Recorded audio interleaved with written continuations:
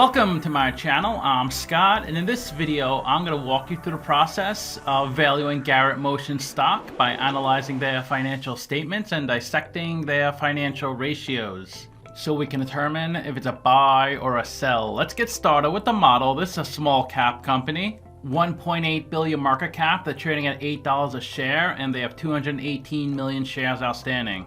Garrett Motion designs, manufactures, and sells turbocharging, air and fluid compression, and high-speed electric motor technologies.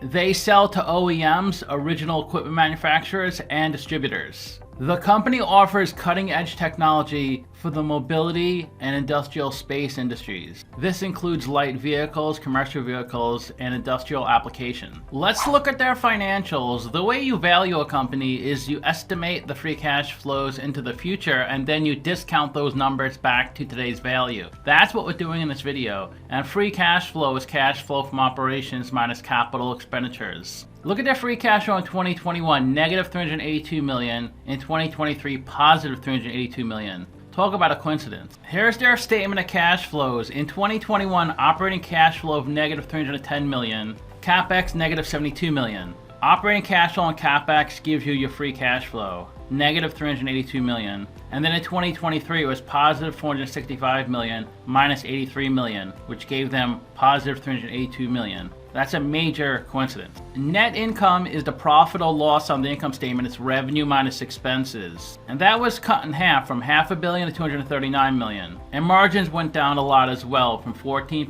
to 6%. Net profit margin is net income over revenue. It's a percent of your revenue you convert to net profit. Revenue is the sales for the company, and that's pretty flat year to year. 3.6 billion in 2021, 3.6 billion in 2022. It did go up to 3.9 billion in 2023, down to 3.7 billion in the trailing 12 months. We estimated 4 years of future free cash flows. We also estimated a terminal value, which is all cash flows past year 4, that's 3.7 billion. We discounted those numbers back to today using the weighted average cost of capital. We get a value of the company of $3.2 billion. We divide that by 218 million shares. And we get a calculated stock price of $15. They're trading at $8, so they're trading at a 45% discount. It's a really strong buy according to the model. What's your opinion? Do you think it's a buy or a sell? Let me know in the comments. There are 48 companies in the same industry as GTX, and if they have a number in red, they're worse than the median. If they have a number in blue, they're better. They spend about 100 million in CapEx. These are the investments in property, plant, and equipment. They have negative equity, which means their liabilities are higher than their assets, so we can't look at their debt to equity ratio. They don't pay a dividend. They generate a lot of free cash flow. They actually generate the most free cash flow relative to their market cap. They have the best price to free cash flow ratio.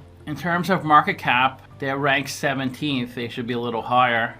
Their market cap is lower than the average, but higher than median. We can't look at their price to book, negative equity.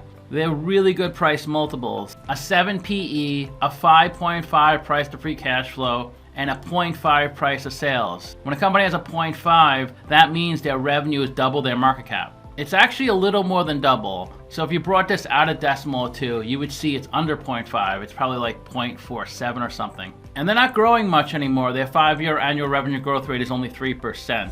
Here's their second quarter income statement. Revenue going down, 1.9 billion. COGS also went down from 800 million to 700 million. Their gross profit went down, but their margins went up. So their gross profit margin went up a little bit. Not as much as I thought. 21% in the second quarter of 24 compared to 20% last year. They spent 60 million of SG&A. Their interest expense, the interest they pay in their debt, is even higher, 62 million. 23 million in taxes, so their net income is 64 million, which is a lot better than last year. Last year, they had a net loss of 200 million. A big reason for that net loss is all the dividends they paid last year. 272 million of dividends. Common stock dividends would not appear on the income statement, but preferred stock dividends obviously do. Common stock dividends come from free cash flow, the cash that's remaining. They doubled their shares outstanding, went from 107 million to 224 million. Lots of dilution.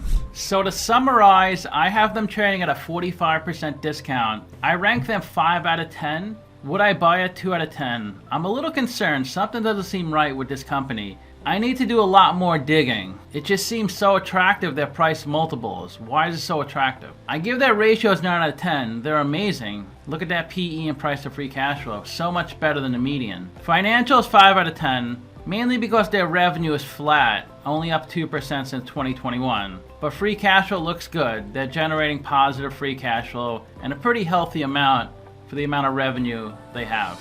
So let me know what you think. Give the video a like, subscribe, or comment below. If you'd like to get a custom valuation or just support the channel, you can become a member by clicking on the link in the description below. Thanks for watching.